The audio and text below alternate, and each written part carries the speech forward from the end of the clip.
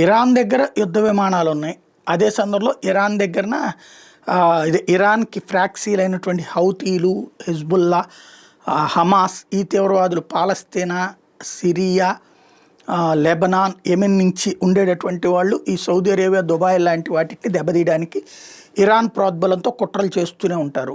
వాళ్ళకి సంబంధించిన సెక్యూరిటీ చూసుకునేటటువంటి బాధ్యత అమెరికా కోట్ల డబ్బులు తీసుకుంది. కానీ వాళ్ళకి జరిగిపోయిన తర్వాత చూస్తామంటాం తప్పించి చేసిందేమీ లేదు. ఇప్పుడు ఆయా అరబ్ దేశాలు సొంత సైన్యాలు ఇప్పటిదాకా పోలీసులను పెట్టుకున్నటువంటి వాళ్ళు సొంత సైన్యాలను క్రమంగా డెవలప్ చేసుకుంటున్నారు. ఈవెన్ యూరప్ దేశాలు కూడా ఇక అమెరికాను నమ్ముకోవడం అని సొంత సైన్యాలని సెట్ చేసుకుంటున్నారు. ఇప్పుడు అందులో భాగంగా ఇక అమెరికా ఏం చేస్తుంది, ఇప్పుడు కొత్తగా ఇదివరకు సైన్యం పేరుతో డబ్బులు తినేది కాస్త ఇప్పుడు ఆయుధాలు, యుద్ధ విమానాలు అమ్ముకుని డబ్బులు సంపాదించుకునే పనిలో ఉంది.